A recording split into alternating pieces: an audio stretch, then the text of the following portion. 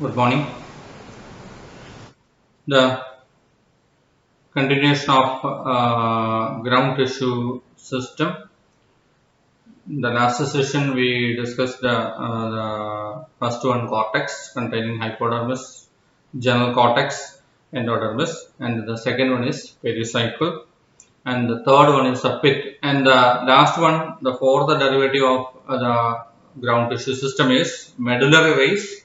These are long strips of parenchymatous tissue seen in between the muscular bundles. So we can see these medullary rays are normally small strips of elongated parenchymatous tissue, and the extension of pith cells into the interfascicular regions. That is, in primary structure, what we can see, the broken ring of vascular bundles are there, and later on during secondary growth and thickness, the in between the vascular bundle in the line of cambium, vascular cambium, there is an interfascicular portion, or in between the vascular bundle, the portion is called interfascicular region.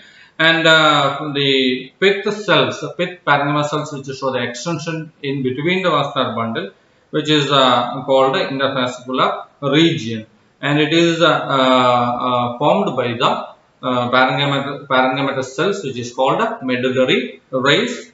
And in roots, medullary rays are not distinct. As in stem, the medullary rays or the parenchymatous elongation or extension or the formation of parenchymatous medullary rays, which is clearly seen in stem, but as in the case of root, it is not distinct. Okay, so this is the fourth derivative of ground tissue system or fundamental tissue system. So coming to the end, we can go for the ground tissue of leaves. As in the case of ground tissues in stem or root, what we discussed now. And coming to the ground tissues of leaves, how is the ground tissue is distributed in leaves also. Here we can see the in leaves the ground tissue is referred to as mesophyll tissue.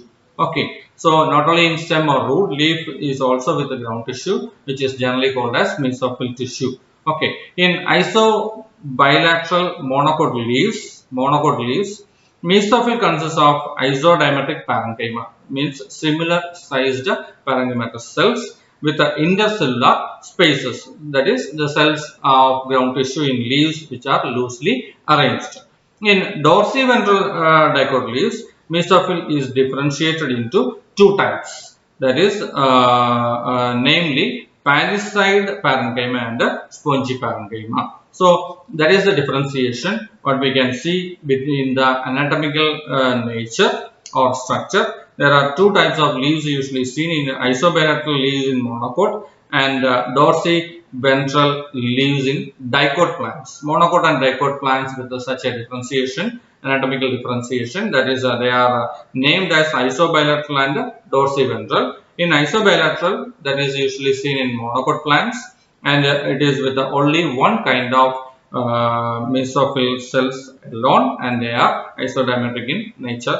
But coming to the second one, that is dorsiventral leaf, that is which is usually seen in the dicot leaves, and the mesophyll is again differentiated in two kinds. There we can see, that is in dorsiventral leaves of dicot plants, there we can see there are two types of ground tissue, that is one is called palisade parenchyma and another one is spongy parenchyma. Okay, what is a palisade cells? Palisade cells are found beneath the upper epidermis of leaf, and they are elongated or columnar and are arranged more or less at right angles to the epidermis. So it is usually columnar or flask shaped elongated cells, and usually they are parenchymatous in nature also. And such type of cells seen in dorsiventral leaf is called palisade cells or palisade parenchyma of ground tissues in dicot leaves. Okay, then spongy cells. What are spongy cells? Spongy cells are nothing but